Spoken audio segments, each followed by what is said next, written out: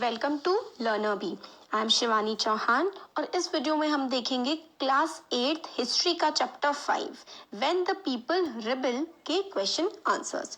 तो देखिए पहला क्वेश्चन है what was the demand of Rani Lakshmibai of Jhansi that was refused by the British. तो रानी लक्ष्मीबाई ने क्या डिमांड करी थी जिस डिमांड को मना कर दिया था, रिफ्यूज कर दिया था ब्रिटिशर्स ने।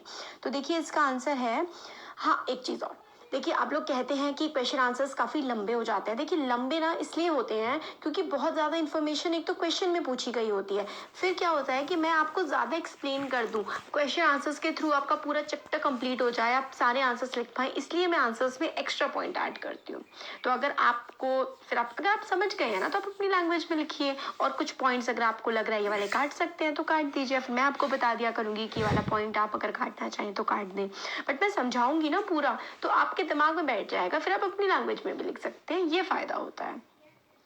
तो देखिए इसका आंसर है Rani Lakshmibai of Jhansi demanded company to recognise her adopted son as their heir. Heir का मतलब होता है जो एक तरह से, जैसे कि मान लीजिए किसकी प्रॉपर्टी है, उस प्रॉपर्टी को आगे देना, उसके बच्चे ले उस प्रॉपर्टी को, एक्वायर कर ले या उनके नाम वो प्रॉपर्टी हो जाए, ये होता है।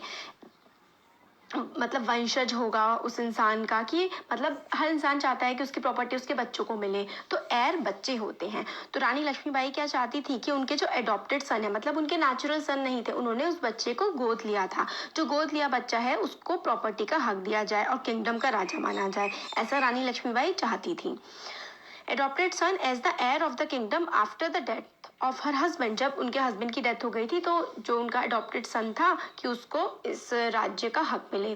But Britishers refuse to accept her adopted son as the ruler of Jhansi. मगर जो ब्रिटिशर्स थे उन्होंने एडॉप्टेड सन को, गोद लिए हुए बेटे को राजा मानने से इनकार कर दिया। और ये जो पॉलिसी थी ये थी by doctrine of lapse. Doctrine of lapse का क्या मतलब होता है, इसमें ना अगर मान लीजिए किसी राजा का अपना बेटा नहीं है, खुद का सगा बेटा नहीं है, नेचुरल सन नहीं है, और उसने गोद लिया है, तो गोद लिए हुए बेटे को राजा, ब्रिटिशर्स या अंग्रेज नहीं मानेंगे। यही पॉलिसी थी डॉक्ट्राइन ऑफ लैप्स की।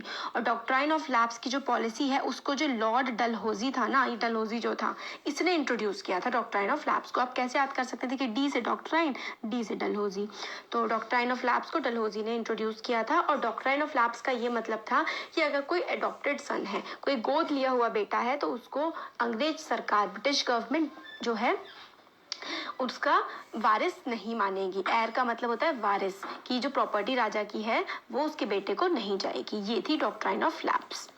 If an Indian ruler died without a male heir his kingdom would lapse, मतलब खत्म हो जाएगी उसकी kingdom, and such kingdom would be annexed. Annexed का मतलब होता है हड़प लेना, और ऐसी किंगडम को हड़प लेगा कौन, मतलब किसके अंदर चली जाएगी, ब्रिटिश एम्पायर के अंदर। However company confident of it superiority and military powers turn down her please. तो देखिए रानी लक्ष्मीबाई ने क्या कहा था कि भाई जब उनके पति की डेथ हो गई थी तो उनका जो गोद लिया हुआ बेटा है उसको राजा माना जाए, मगर under policy of doctrine of lapse इसका मतलब था कि जो गोद लिया हुआ बेटा है उसको हम राजा नहीं मानेंगे। इस पॉलिसी के अकॉर्डिंग रानी झांसी जो थी उनकी बात अंग्रेजों ने नहीं मानी, और जो रानी लक्ष्मीबाई थी उनकी जो किंगडम थी, उनका जो राज्य था, उसको अनेक्स कर लिया गया ब्रिटिश गवर्नमेंट के द्वारा। तो ब्रिटिश एम्पायर में उनके राज्य को मिला लिया गया, क्योंकि ब्रिटिश एम्पायर को पता था कि भाई उनको, उनकी सुपीरियोरिटी ज़्यादा है, मतलब उनकी सेना बहुत अच्छी है और वो झांसी को हरा देंगे, तो इसलिए उन्होंने रानी ऑफ झांसी